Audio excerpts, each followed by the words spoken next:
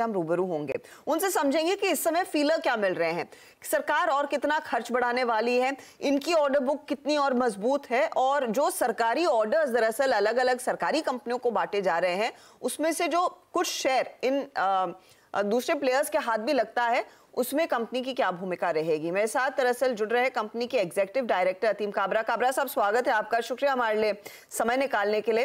पहले तो आपकी करंट ऑर्डर बुक पोजीशन ताजा अगर आप हमें समझा सकें। आज हम क्या 8 दिसंबर पर बैठे हैं, किस तरह के ऑर्डर्स आपके हाथ में हैं? अभी हमारा 1800 करोड़ रुपए से ज्यादा का करंटली ऑर्डर बुक है, और on a consolidated basis about 2300 crore रुपए से ज्यादा का ऑर्डर बुक है, विच जो हमें 18 से 24 महीने के अंदर में हमारा टिपिकल सेल्स कन्वर्जन साइकिल है इस ऑर्डर बुक का। हमारी एक्सपेक्टेशन ये है कि जिस तरह से सरकार ने अपना दिशा एक तरह से दी हुई है डिफेंस इंडस्ट्री को, नए नए प्रोडक्ट्स एंड नए नए एरियाज जो आत्मनिर्भर भारत के लिए जो प्रस्तुत किए जा रहे हैं, उनसे एक लॉन्ग टर्म ऑर्डर बुक जो है वो मजबूत ही होगी काफी सिग्निफिकेंट वेज के अंदर में। 100 करोड़ रुपए की कुल ऑर्डर बुक, FY23 के रेवेन्यूज थे 800-825 करोड़ के आसपास, तो बढ़िया 2.5 टाइम्स उस लिहाज से आपको ऑर्डर बुक नजर आएगी, उस रेवेन्यू कैलकुलेशन के लिहाज से बढ़िया विजिबिलिटी। और आतिम सर, बढ़िया रहा क्योंकि आत्मनिर्भरता पे फोकस, डिफेंस पे थ्रस्ट, ये जितना स्ट्रॉन्ग पीरियड ऑफ लेट आपने एंजॉय करा है, इक्वली स्ट्रॉन्ग पाइपलाइन भी नजर आ रही है क्या? जिस तरह के चैनल चेक्स आपके हो रहे होंगे, इसी तरह का रोबस्ट आउटलुक नजर आ रहा है क्या? ऐसे ही बुक टू बिल स्वेल होता रहेगा क्या? एक्चुअली जो प्रोग्राम्स अभी अनाउंस हुए हैं और उनके रियलिटी के अंदर में, प्रोडक्शन के अंदर में, कन्वर्जन के अंदर में थोड़ा समय रहता है। तो जो ऑर्डर बुक कन्वर्जन और जो आप सेल्स में देखेंगे वो आपको आज से 1.5 से 2 साल के बाद में ऑन अ सस्टेनेबल बेसिस के ऊपर में ऑर्डर बुक के अंदर में दिखाई देंगे। तो इट कैन, यहां से सिचुएशन इंप्रूव ही हो सकती है, एंड इट इज अनलाइकली कि वहां से आपको इजाफा ना हो। सो आंसर इज कि यस। हाँ जी, ऑर्डर का इशू तो अब है नहीं, आप लोग की ऑर्डर बुक स्वेल कर रही हैं। एक बस जो एक ही इशू आएगा वो एग्जीक्यूशन रिलेटेड, उस फ्रंट पे कोई दिक्कत, किस कैपेसिटी यूटिलाइजेशन पे आप काम कर रहे हो, क्या एडिशनल केपेक्स करने की जरूरत पड़ रही है, और क्या जिस हिस्टोरिकल आपने ऑफ लेट मार्जिन्स बहुत ब्यूटीफुली एक्सपैंड करके भी दिखाएं आपकी कंपनी ने, एक्सपेक्ट करूं ये एग्जीक्यूशन के चलते, बेहतर एग्जीक्यूशन के चलते ये मार्जिन एक्सपेंशन स्प्री कंटिन्यू हो सकती है? बिल्कुल। जो आप ऑर्डर बुक कंपोजिशन देखेंगे उसमें डोमेस्टिक बिजनेस अभी ज्यादा आ रही है। जो हम ऑफसेट बिजनेस करते थे उसका प्रोपोर्शन काफी सिग्निफिकेंटली डिक्लाइन हुआ है, जिसके कारण आपको मार्जिन्स के अंदर में इंक्रीज दिख रहा है। एंड अगले 2 से 2.5 साल के अंदर में डोमेस्टिक ऑर्डर बुक का जो कन्वर्जन है वो ज्यादा से ज्यादा आपको बढ़ता हुआ दिखाई देगा, क्योंकि ऑफसेट बिजनेस एक डिक्लाइनिंग ट्रेंड के ऊपर में है। तो ये मार्जिन जो है वो फेयरली सस्टेनेबल है। ऑफसेट बिजनेस डिक्लाइनिंग ट्रेंड पे है कि आपका ये डोमेस्टिक मैन्युफैक्चरिंग का बिजनेस बढ़ता चले जा रहा है तो वो छोटा होता, स्क्वीज हो रहा है अपने आप? एज अ प्रोपोर्शन पूरे बिजनेस का, यदि ऑफसेट बिजनेस नहीं बढ़ेगा तो उसका प्रोपोर्शन अनुपात तो कम ही हो जाएगा, राइट? हाँ, तो एंड ऑफ कोर्स उसका कंपोजिशन एंड सब कुछ भी चेंज हुआ है जिस तरह से ऑर्डर सीक्वेंसिंग होती थी। सो हमारा जब इतना आउटपुट हम डोमेस्टिक बिजनेस के अंदर में दे सकते हैं तो हमारा फोकस जो है वो अपना डोमेस्टिक बिजनेस को बढ़ाने में है, एंड हम अभी प्रोडक्ट्स एंड सॉल्यूशंस की तरफ बढ़ चुके हैं।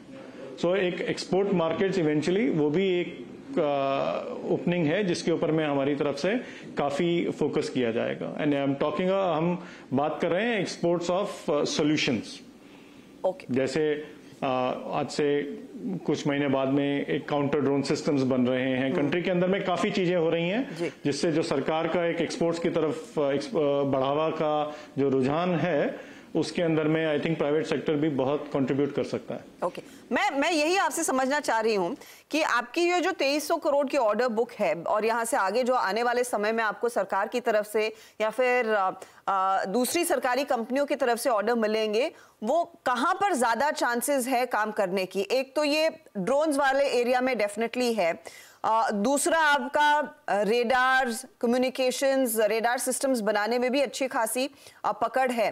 क्या आप ब्रेकअप दे पाएंगे कि किस तरह के ऑर्डर्स आगे आएंगे या फिर किस तरह के ऑर्डर्स पर आप इस समय काम कर रहे हैं? हम प्राइमरीली रडार हमारा मेनस्टे है बिजनेस का, but at the same time electronic warfare, missile guidance systems, seekers से लेके अपना MMIC चिप डिजाइन कैपेबिलिटी जो है, जो हमारी एक खास विशेषता है बोल सकते हैं, counter drone systems, hydrological and meteorological radars and space में आज हमारी अप्रोक्सीमेटली 200 करोड़ की ऑर्डर बुक है। एंड आपको पता ही है स्पेस का निजीकरण हो गया and space is a growth sector. So combined एक प्रोडक्ट पोर्टफोलियो इतना वाइड है कि काफी जगह से हम एक्सपेक्ट करते हैं कंटिन्यूअस बेसिस के ऊपर में ऑर्डर बुक आएगी। देयर आर बहुत सिग्निफिकेंट प्रोग्राम्स हैं जो अनाउंस किए जा चुके हैं, जैसे उत्तम रडार है जो प्रोडक्शन में जाएगा, एटसेट्रा एटसेट्रा, आरुद्ध प्रोग्राम है, इन सब का हम यदि कॉम्बिनेशन देखेंगे तो बड़ी सस्टेनेबल, सिग्निफिकेंट, कंसिस्टेंट ग्रोथ जो है वो आ सकती है। पर यदि हम एक्सपेक्ट करें कि ओवरनाइट ही कोई मिरेकल हो जाएगा तो ये वैसा भी नहीं है। ऑर्डर बुक बनेगी, बट ऑर्डर बुक का एग्जीक्यूशन के अंदर में जो समय लगता है वो तो लगेगा ही। वो तो ऑफ कोर्स बट ऑब्वियस है क्योंकि उसमें टाइम लगता है, R&D में टाइम लगता है। मैं आपसे ये समझना चाहूंगी अब कितनी पॉसिबिलिटी और कितनी फीजिबल है कि सरकार से सीधे ऑर्डर्स आपके हाथ आए, या फिर जो सरकार सरकारी कंपनियों को ऑर्डर देती है वहीं से आपके हाथ भी बिजनेस आएगा? क्या आप सीधे सरकार के साथ भी ऑर्डर्स बैक करने की क्षमता है आप में? हाँ जी, अभी दोनों तरह से ऑर्डर्स आने शुरू हो रहे हैं। सरकारी कंपनीज के साथ में हमने हमेशा एज पार्टनर्स एंड वो हमारे बड़े रिस्पेक्टफुली स्पीकिंग हमारे बहुत फॉर द लैक बहुत हमारे अजीज क्लाइंट्स हैं। एंड उनके अलावा अब हम डायरेक्टली जो हमारे सिस्टम्स वगैरह बन रहे हैं उनको भी हम बेचने की चेष्टा कर रहे हैं। सो ऑर्डर बुक जो है वो सिर्फ सरकारी कंपनीज के अलावा एक डाइवर्सिफिकेशन होगा डेफिनेटली। That's our expectation. एक समय था बहुत एस्ट्रा माइक्रो के लिए। अच्छा, एक पहला तो सवाल ये है, ये एस्ट्रा माइक्रो है या अस्त्र माइक्रो है? आप लोग क्या कहते हो? Astra microwave products limited. Director साहब नाम ठीक करो यार, अस्त्र नहीं है, एस्ट्रा माइक्रोवेव। पहली चीज ये 19% अस्त्र शस्त्र के बिजनेस में एस्ट्रा है।